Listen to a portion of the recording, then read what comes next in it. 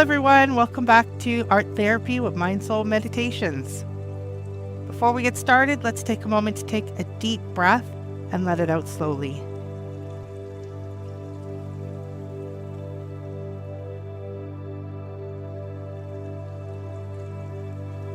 And another one.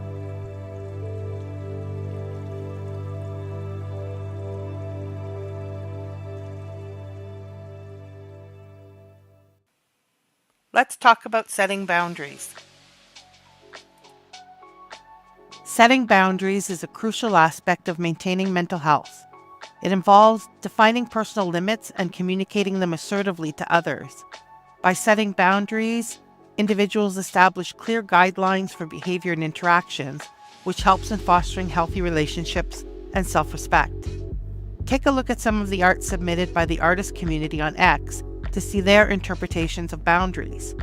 Each individual has a different view of what this means for them. Consider how setting boundaries should be depicted for you.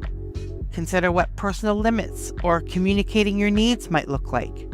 Art therapy can be a powerful tool in setting boundaries by providing a safe space for emotional expression and exploration. Through creative activities, you can escape to your artistic world, allowing yourself to be emotionally free and express thoughts and feelings that might be difficult to articulate verbally. In the realm of setting healthy limits, it is essential to protect your physical, emotional, and mental well-being. This involves recognizing when to say no, prioritizing self-care, and avoiding situations that compromise your boundaries and values.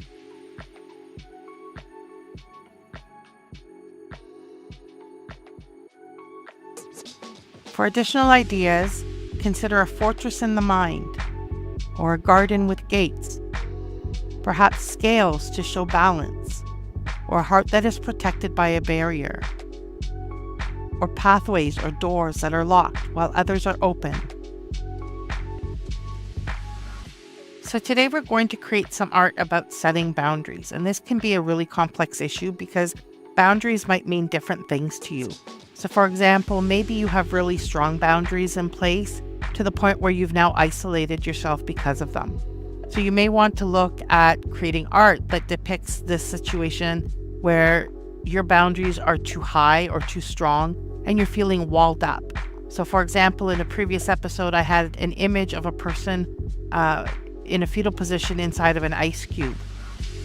So this was a vulnerability image, but at the same time, that person was completely closed up. If you're feeling isolated, you may want to depict this in your art. Or maybe you need to open doors and let others in, and so that's what you want to depict. Another way you may interpret boundaries is that your boundaries are too weak and you're being trampled and you're being bullied and you get called a pushover. So you need to build stronger boundaries. And so you may want to depict building walls or putting locks in place or blocking the path. Perhaps you crave more time to yourself because your boundaries are not strong enough and you want to depict yourself alone, standing on the top of a mountaintop. Another interpretation for boundaries may be that someone who's close to you has erected strong boundaries and it's left you feeling left out. Maybe you're looking to pierce those boundaries and be let in. So that might be something that you want to depict in your artwork. So today we're going to create really minimalist prompts to begin with because setting boundaries is somewhat of an abstract concept and Midjourney can actually do a really great job with those. So I'm going to start off just by doing /imagine and I'm going to ask it to create an image setting personal boundaries. I'm not going to give it anything else other than perhaps an aspect ratio. And I'm going to start with the first one being landscape. So we're going to do 16:9 and let's see what we get. And while it's doing that, I think I'm going to run another one, the exact same prompt, but I'm going to do it in 4:5.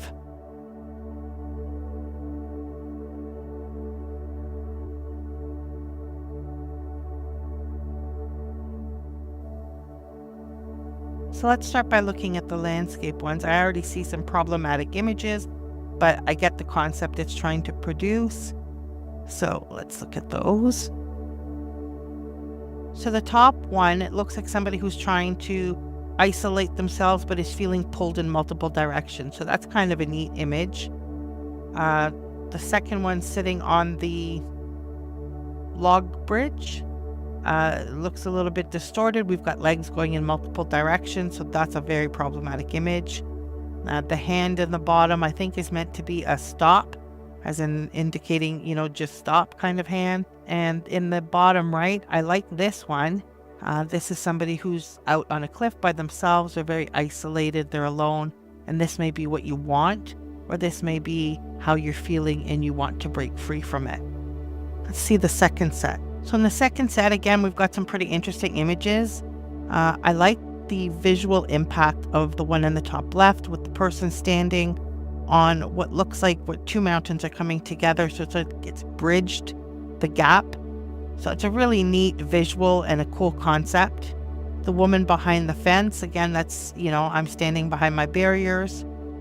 The individual standing, it looks like in a keyhole, and they're alone within this sort of enclosed frame. That one actually really speaks well for boundaries, and I think that's a fantastic image. And then in the bottom right, again, we have the idea of being alone on a mountain. I might need to fix a little bit with the clouds there in the sky, but it's a pretty fantastic image. So in the top right of Midjourney, we have a search box, and this can be really handy to find any old prompts that you're looking for, any keywords that you've put into your prompts, to try and recall something you've done in the past, to reuse a prompt, or to find a prompt you already liked and modify it for your current project.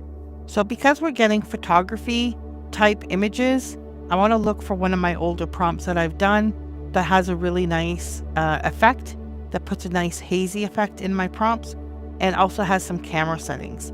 So what I can do is I can type in, so I'm looking for Orton effect. And here, this is what I'm looking for. So what I can do from here is I can actually jump to this image, or I can just try to copy the elements that I want. So what I'm going to grab is all of this information about the Orton effect and all the camera setting information, and I'm going to reuse that. So I can copy that.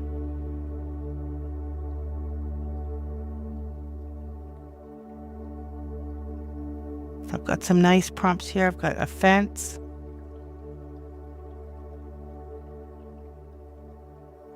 Fence by itself, the fist holding the fence. These are all some great images. I like this one here where it's standing out almost. That rock looks like it could break off anytime. It looks very fragile, and I like that it speaks to fragility. I'm going to recreate and rerun the bottom one here.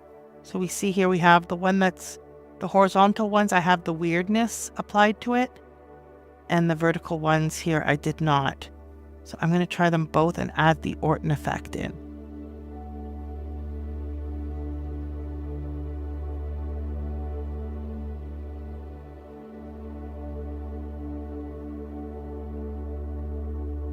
And I'm going to submit that, and then we'll compare the images to see what effect that has. And I think I'm going to do it here as well.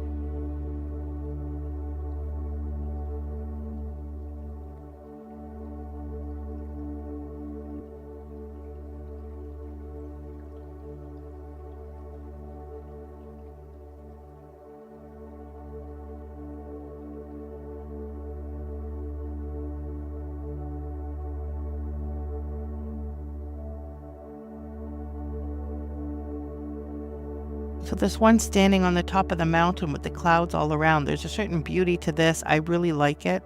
We have a lot of people on mountaintops that we're pulling up through these images. I do like the fence, but unfortunately I don't like that it's a child and it looks like the fence is going through the child. So that's a problematic image. Let's take a look at the other ones. So as I'm looking at the image of the fence, one thing that occurs to me is that your art doesn't have to have a person in it, right? So the fence itself could be your boundary. So you might choose different type of symbols, but it doesn't have to incorporate an individual in it. So if this fence, this is your representation for setting boundaries, That's all you need. This is a beautiful image to represent setting boundaries. So one thing that I envision while I'm creating these images is the idea of Rapunzel up in her tower. So I'm going to try a woman standing in the window of a tall stone tower against a mountain landscape depicting setting personal boundaries. And we'll see how that comes out. And I'm going to leave the photography style in there. So let's see our Rapunzel images and see if we got anything good from those. So here we have someone at the top of a tower. Again, it's the same idea as being on top of the mountain. And then we have another one here. It's sort of in that sort of window, that door, sort of the same idea as the one that was in the keyhole, which was a really stunning image. So she sort of has walls around her, but there's a bit of openness to that one as well. Here we have a huge doorway type structure that she's standing inside.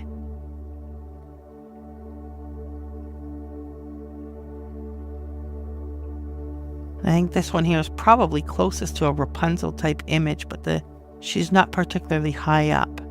So we might need to rerun these again.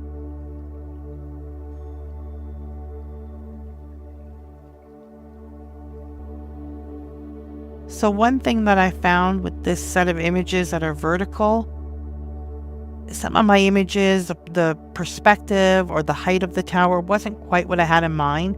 So one thing I can try is perhaps I need to go with different dimensions. So I'm going to try changing this to 9:16 and make it a far more portrait style image.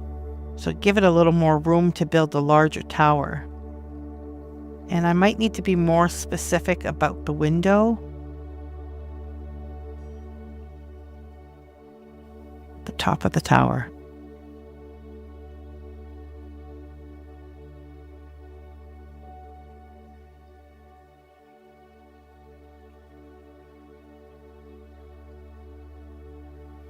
So let's try that. So I'm specifying that our window's at the top. That might help out a bit. So let's take a look at our new images. I don't think we're getting quite what I want. I might need to specify my camera angle and tell it that it's looking up at a woman in a tower. Might be one of the ways I can correct this. So I'm going to give that a try. And let's take a look here at our tower, and this is much better. So changing the prompt to say looking up and setting my camera perspective has definitely improved the results that I'm getting. So I'm going to open that in a browser.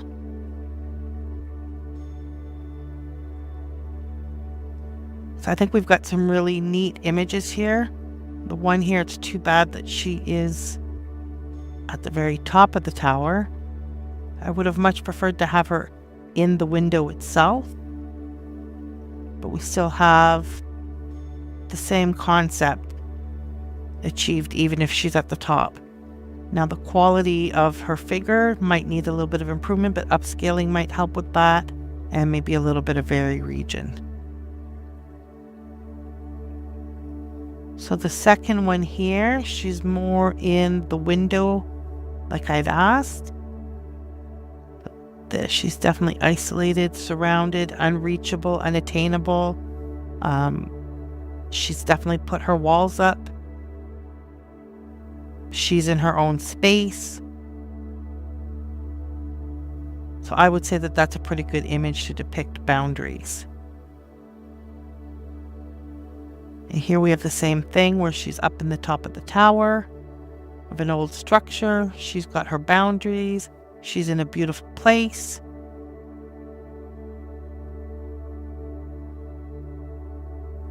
So I think that's a nice image overall. But my favorite one, I think, is this one here. So in this one, we might need to clean up a little bit how the figure looks here in the top. But I like the stark contrast with this tower and this snowy mountain valley. And she's in the middle of nowhere where nobody's going to really be able to reach her. So she's definitely setting some boundaries. And I would say that this is a really good depiction of somebody saying no. So that wraps up our art for today, and I really hope you enjoyed the style references and the new prompts, and you get an opportunity to make some really fantastic art.